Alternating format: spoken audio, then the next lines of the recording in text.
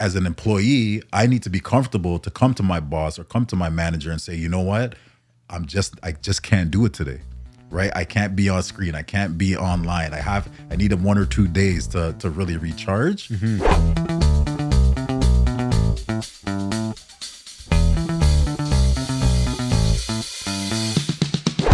What's going on, everybody? It's George here from NVISION, doing our Brews and Buzzwords, and I'm here with a very special guest today, somebody I've known from the industry for a long time, and I'm glad that I'm getting to know him a lot more.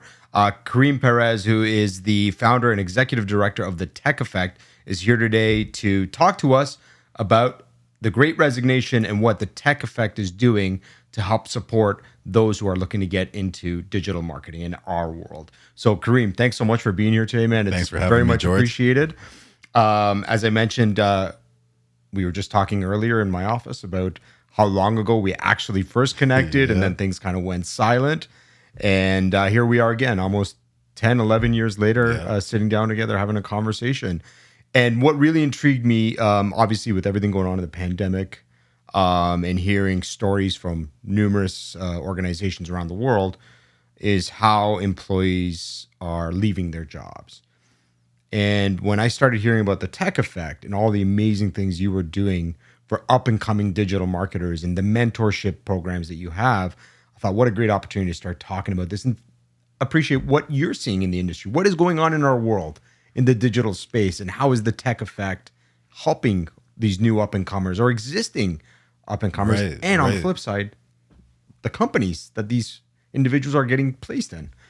So you hit the three areas on the head in terms of up and coming marketers, existing marketers or career professionals, and then the companies. So we really try to bridge the gap between those three things in terms of, first of all, digital upskilling and just the way everything is changing. We talked about AI, we talked about digital transformation, and of course with the pandemic, you're seeing a lot more people working from home, and just even the experience between the company, the organization, and the employee is now a virtual experience. There's a lot more layers to it. So for us at The Tech Effect, it's really about upskilling and providing opportunities for recent graduates and up and coming professionals who want to get into digital, which is only exploding now because of digital transformation and the pandemic. And the funny thing is, we started this before the pandemic, and we saw this opportunity, so it only accelerated 10x as a result.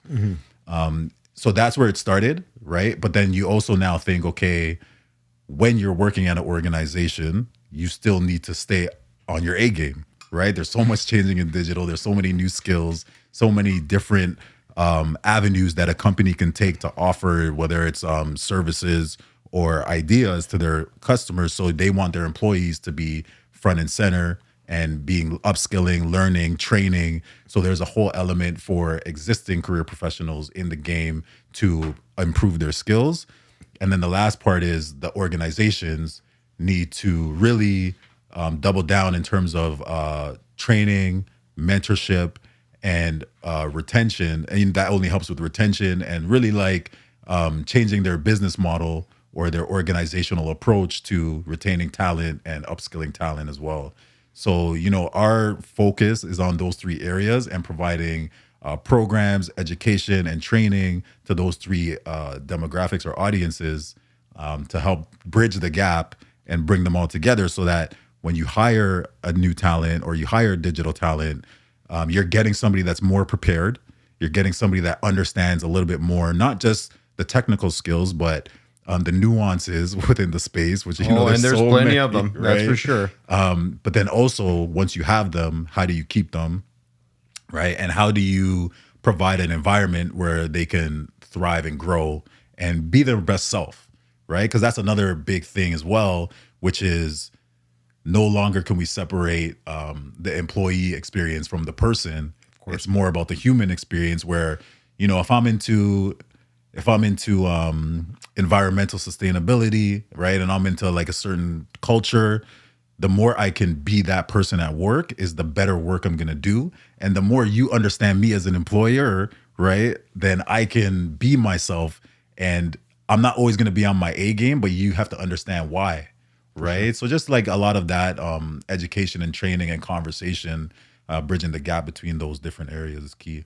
Yeah, I agree. And I think what you said about preparing those who are interested in getting into our world is a breath of fresh air for me, because I can tell you over the last 20 years of doing this, I've come across plenty of resumes. Right. And as I'm evaluating the skill sets of the individual for the particular role, you can put anything down in writing, but when you have something that's certified by someone like yourself, who's really well versed in our space, Right. knowing that this individual has been trained by an expert and that has that moral compass of the humanistic approach and what they're going to not only do technically to to support the agency or wherever their placement is, but they're going to fit in from a cultural perspective, and they're going to have an appreciation for all sorts of diversity that's in our industry. So I really love the fact that you are doing this, because I think it's needed in our world. I think our world needs more Kareems to teach generations of digital marketers on what to expect when you come into a workforce. I think it's a super important thing. The other thing I love about what you said is that whole preparing them for continual education.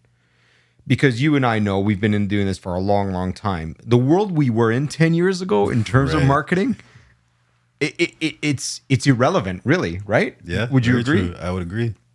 It's because we've gotten to a point where things are moving so fast and so rapid that if you're not staying on top of, if you're not that hungry, motivated individual who wants to continually learn, you're probably going to get swallowed up in this world pretty quickly and spit out. Yeah. So the interesting part about that is, as an employee, right, your company is going to provide you with resources as much as they can. But a lot of times, and especially in the agency, in the digital space, it's very fast paced. Mm-hmm. So it's hard for the senior leaders, or it's hard for the senior, executives to take time to mentor and spend time with like that day-to-day mentorship that a lot of junior talents need. So that's where we come in, where, we're an external resource that has the expertise and the community where, some of your employees and talent can still get that extra help and support, but not necessarily during the day-to-day. But in terms of the training, the three areas we focus on and we see is the most consistent amongst all candidates are, digital, like performance, personal development, right? So personal development is the first one, where, you have a skills gap, right? So regardless of whether you're in the industry already or you're just starting off, you have this vision of where you want to be, right? So you have your skills that you know now, and you need to figure out, okay, what am I going to learn? And what are the tools I'm going to use to get to the person I aspire to become, right? So, okay, which pathway do I want to go in? Is it SEO? Is it paid? Is it social? Is it content? Okay, now when you figure that out, there's a certain pathway where you have to learn certain things, right? So that's the personal development part. The second part is branding, right? So we know this is like a huge one now, where it's like, how do you showcase your skills? Okay, now you might know things, you might be very good at them, but how do you put yourself out there, and how do you show people that I'm an expert in a certain area, right? So if you're a writer, you're not necessarily have to write about everything digital, but show me what you're interested in, whether it's hockey, whether it's sports. Show me your writing portfolio. Show me in real time. So when you're talking about branding, you're saying your personal brand, brand, right. And really just not necessarily building your personal brand. You could, of course, building your personal brand for professional value. So that's also key that we teach our candidates, but also your expertise, right? So we talk about being a T-shaped marketer, where you might be the top horizontal axis is a lot of everything, right? Business, how SEO works, how content works, like the general elements of digital marketing, of how a company builds their online presence. But now I might be the paid media specialist, right? So that's the expertise on the vertical axis, where it's like, okay, now I'm going to teach you about paid marketing, e-commerce advertising, Google advertising, and there's so much more in that area, right? So if I'm the paid media specialist, I want to be able to showcase that I know all of these things and I have that expertise. And how do you do that? It's through conversations like this. It's through blogging. It's through showcasing on digital platforms how you do that, right? Of course. So that's like the personal branding element. And then the third part is networking, right? So how do you get out there and how do you meet people, whether that's through your employer, right, where you're helping them to build their business and helping them to find potential clients or potential candidates, right? So how do you get out there and network and represent yourself and represent your employer? And of course, when you're first starting out and looking, you need that networking to get opportunities and find opportunities and get in the right spaces. And it's not only getting in those spaces, but it's like, okay, how do I engage with people while I'm there, right? So like, for example, pandemic, everything is virtual online. So one of my tips is always, if you're going to an online event, research the speakers in advance, for sure, right? Be in the chat, right? Don't just go and just put yourself on, turn off your camera and just kind of cruise in the background. No, be in the chat, ask a lot of questions. And even when I was in marketing and we used to have guest speakers and we used to have experts coming into our agencies teaching us, I'm sitting front row, right? I'm asking questions because after they're like, hey, I remember you. Right. I remember, Kareem, you were front row. You asked a lot of questions. You made an engagement. And of course, as a speaker, you love to have that engagement and people stand out. Right. So between those three areas, those are the three core areas that we tend to teach and build our programs around. And we find like once you have those three things, then you're set for success. You're well suited. Yeah. Yeah, that's great. I love the part about the networking because you and I would not be sitting here had I not met you. Obviously, you left an impression on me. And here we are years and years later having a conversation about the industry that we are passionate about and we're pursuing careers in. And you are actually helping nurture that next generation of marketer, which is really compelling. And I do that indirectly with my own teams here and try to have that mentorship-like mindset. But if you are watching this, I want to let my audience know that networking is an imperative part of your success if you really want to stand out. I love that you were the guy in the front row sitting down asking questions, because I'm very much like that because I have a natural curiosity to want to ask questions and learn. And if you're getting into this world and you are of that mindset that you are open to learn and ask questions and not shy away, you'll have a great career in the digital marketing space. So I love that.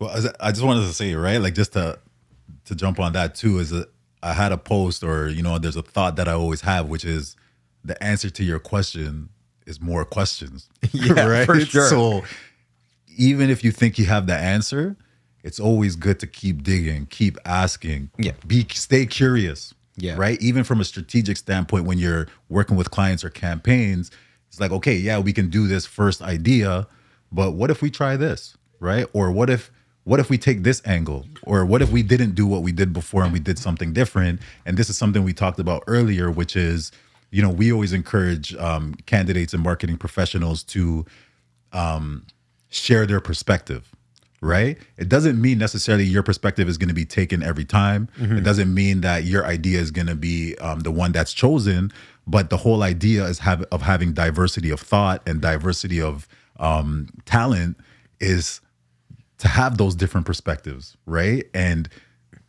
the combination of those different perspectives is going to bring together like a better end goal than it was if it was just you or, people of the same thought or same culture or diversity, right? I couldn't agree with you more.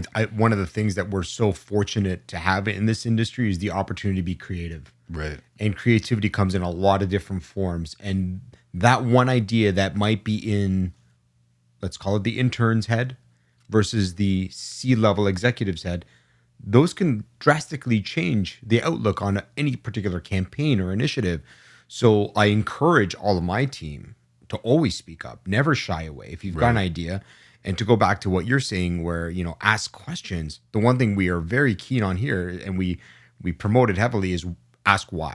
Right. And when you get your answer, ask why again. Yes, and continually ask why. And I've published a lot around that concept of like continually dig and prod until you get the real essence of what you're trying to accomplish, for the audience. So I love that you have that same mindset too. The one thing I want to talk about, just in terms of, I would love to hear what you're seeing in our industry, because a recent survey that Microsoft did with 30,000 workers across 31 countries was that most of those, 41% of those, were considering leaving their current job, and the primary reason was because of burnout.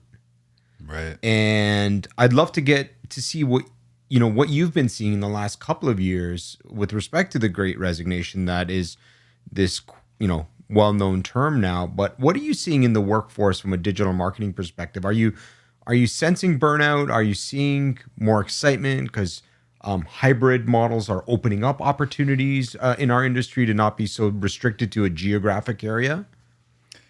Yeah, I think that what I'm seeing and what I believe is, I believe there is burnout, right? I believe that even with the hybrid models, you're still having, Zoom fatigue and screen fatigue, and we're just connected. Mm-hmm. So even if we're not in a meeting or doing something specifically, our minds are always going, and we're always like part of this digital atmosphere, distracted. This metaverse, right? The metaverse. But it's a whole other conversation. But my true belief is, again, going back to the human experience and the ability to be yourself, right? Is that it's kind of like calling in sick, right? It's like sometimes you're feeling sick, but you feel like you still have to go to the office, like pre-pandemic, of course, but you feel like you still have to go and show up, mm-hmm. right? You feel like you're letting your employer down, or you can't miss that meeting. You got to like tough it, mm-hmm. go through it, right? So I feel like that's where the burnout is coming from. It's organizations or cultures where you're not allowed to be sick. You're not allowed to be on your off game, right? Interesting. And for me, it's like, okay. And then even with a lot of wellness and mental health, it's like sometimes you're burnt out to the point where, you know what, you need a rest day, right? Or you need to kind of like recharge, mm-hmm. right? And as an employee, I need to be comfortable to come to my boss or come to my manager and say, you know what, I just can't do it today, right? I can't be on screen. I can't be online. I need 1 or 2 days to really recharge. Mm-hmm. And that's where I feel like the burnout is coming from. It's like that open dialogue, and that I feel like the onus on the employer to create that environment, right? And create a support system as well, where you have a team where that, hey, I might not be able to jump on it today, but can you take that meeting for me today? Or I'm just not going to be there, right? So, that's how I feel, right? Like, I feel like it's getting better, but I feel like that needs to be done a lot more in terms of creating a culture and an organization where, I'm not always going to be 100%. You can feel safe to speak feel up. Safe and say, and especially like personal issues, or, I have kids, right? Yep. So sometimes I got to drive the kids to sports or whatever. Is like, I can't hide that. Mm-hmm. Sometimes I got to get out of the office. I got to go. I got practice late at night. It's like the next day, you know what? I need the morning off, or I need to recharge, or for whatever reason, right? So just understanding individual situations, mm-hmm. and you can't separate that from the employee. Right? Not to get too deep into your personal situation, but just the dialogue around, I can't hide that. The fact that there's a fear, like, why should you have to hide? Exactly. Why should that is your life? I tell my staff, they all know I've got 4 kids. My life is chaos. I'm driving kids. I told you this morning, I've got hockey practices, and I feel like a chauffeur most days, and that consumes a lot of my time, but I want to be there for my kids. Right. I choose to be there for them because I know it's important to them too. My staff are important to me too, so I'll be there for them too. But there are days where, I need the morning off. Right. I need to unplug. And I think, just to finish, is I can't expect that of me and not accept that of the staff here because I'm the C-level or the CEO here. I think the big thing is the mindset around the culture in the organization. So being a hypocrite doesn't sit well with me. Right. So if I can allow myself to have certain privileges to take a morning off, I should be accepting of my staff to have those same privileges too, because they're also human beings. Absolutely. That have other things. Maybe they don't. I don't know of anybody in my organization that has 4 kids, but I do know some have children. Some have pets. Right. They're caring for others. There's lots of situations that are outside of my control and that I'm not privy to, but that's okay. Because if they need time, they need time. And I think that's what's leading to a lot of this. What else is out there for me in the workforce? Right. Yeah, exactly. And that's where we, again, talk about the human experience where, everybody has like, their employee, as an employee, they bring certain things to the table, but there's way more to them. Right. So creating a culture where those conversations are had and you're able to learn about others. I'll give you an example, right? For me, as a director of a few different agencies, culture was one of the biggest ways we attracted talent, right? So when we would have interviews, after we go through all the technical stuff, the first question is like, hey, do you have questions for us? It's like, oh, tell me about the culture. I saw online but how we built that was, not necessarily through the typical video game culture or like drinks after work, which is still cool. But, working with employees, some of them said, hey, I want to do wellness stuff.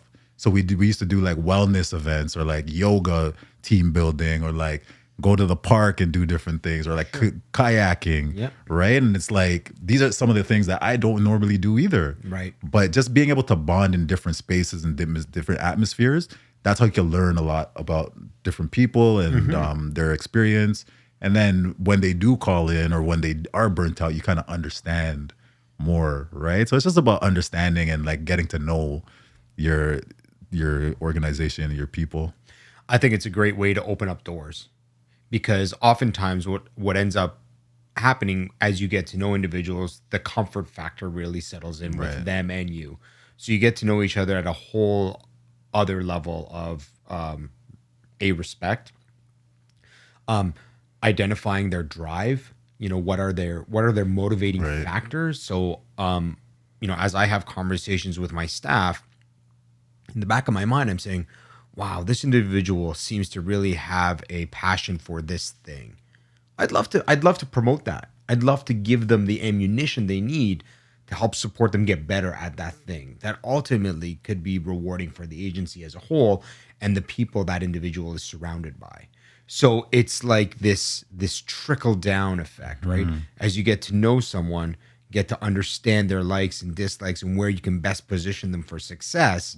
It allows you to do that a lot easier when you're a little more personable. They're not robotic, right? They're not just a number in your system of hires or employees, right? Right. And when we talk about junior talent, right? That's the personal development piece. Right. Where it's like, what do you like? What type of culture do you want to be a part of? What type of things what are your non-negotiables, right? It's not always just money, right? Is it location? Do you want to be in a fast pace where you have a lot of clients, or do you need, only a few clients because I need to think a lot and I need to work on my craft, like from a creative perspective. Right. So coming into the interview or coming into the organization, knowing that is helpful on both ends. Sure. Right. So then that way it's a better fit from the beginning versus finding that out later. That's one of the things we talk about a lot. And do you guys talk about like adaptation? Like meaning, you can get in as a newcomer to the digital world and things are going to come at you fast and furious and you're going to learn. You may want to shift focus. You might want to specialize, right? Like you may want to get in as a PPC specialist to begin with, but you may say, you know what? I have a real passion for organic or the content or the creative side of the paid landing page structure, whatever. Do you guys kind of prepare them for the changes that may be coming their way? We do, right? So that's the T-shaped marketer concept where it's like you have this general knowledge, right? And it's always that balance between having enough information and expertise versus just getting started. For sure. Right? Because you don't want to necessarily wait until you're like perfect in a certain area. Yeah. But it's like, okay, you're going to have a general knowledge of marketing and digital, right? But start to explore which areas you want to get into, right? And start to express interest in those areas. So start looking into them, figuring out, okay, if I like content, is it blog writing content? Is it web type content? Or is it social media style content? And then now it's like, okay, once you figure out your interests, we talk about going from interest to commitment, Okay. Right. So you can have a lot of interest and you can explore a lot of different areas, but eventually you got to commit. Right. Right. So you're like, okay, I like PPC. I'll give you an example for me, actually. I did a lot of meetings, right? I started off as in account management and I would work with clients a lot. So I was very familiar with delivering results, talking to clients, doing boardroom presentations. I was the guy. I was the client. Right. Yeah. Right. And then what that turned into is public speaking. Right. Because I got to a point where I was like, you know what? I used to go to a lot of conferences. I'm like, you know what? I want to be on stage. I want my TED Talk. I still want my TED Talk, right? Yeah. And I would go to like a lot of different tech conferences and stuff and see people on stage. And I expressed it to the agency. And like you said, they actually supported me. They're like, oh, we'll get you a public speaking coach. We'll help you get speaking gigs, right? But now it's on me to commit. Right. Right. So now I have to practice public speaking. I have to research. I would look up convocation speeches and look up some of the great speakers and see how they engage the audience and get all of that. So, once you find those different areas, being interested is cool, but you do have to commit and take onus and like be specific and start learning in those areas. And that's what we help to help people to figure out is like, how do you learn best? Sure. Right? Is it through like helping somebody build a website, or is it through like taking a course online? Just figuring out like different pathways to learn and commit to being better in different areas. That's amazing. And one of the things I remember reading of yours, one of the blogs you had written about mentorship and confidence on October the 4th, you were talking about your old boss and how your old boss kind of said to you, Kareem, just go do it. I trust you. So it's really important when you do get into any environment as a newcomer to start building that trust and rapport with your mentor, your direct boss, so they can have the confidence to just say, go do it. I trust you, right? Which is all part of culture and where you end up being and the things that you want to ultimately get to from stage A to commit, wherever stage A may very well be, I don't know what I want to do. Right, exactly. I'm going to try this tech effect thing that I've heard of. Because I will tell digital marketers, especially young digital marketers, Kareem knows his stuff. And Kareem will be on a stage one day. I'm confident to talk at TED, and I would encourage you all to watch it when he does end up doing it. But in the meantime, I just want to thank you for being here today. Really appreciate it. This was a great conversation. I learned a lot from you. I always do. You put out great content. I want everyone to check out the Tech Effect. If you're new to this space, if you're interested or intrigued, or you just want to enhance your skill sets, this is the guy to talk to. Get to the Tech Effect. Check it out. I'll share the post. I'll share the URL in this video in the post. You guys should check it out and certainly reach out to Kareem. He's an awesome guy, very smart, been in this industry a long time, and I think he can do a lot of good for all of you. So, Kareem, thank you for being here today. Thanks for having me. Much appreciated. This is a wrap. Brews and Buzzwords, Tech Effect here at NVISION. Have an awesome day. So if you're craving more digital marketing content, subscribe to our channel below or check out our website at nvision.co.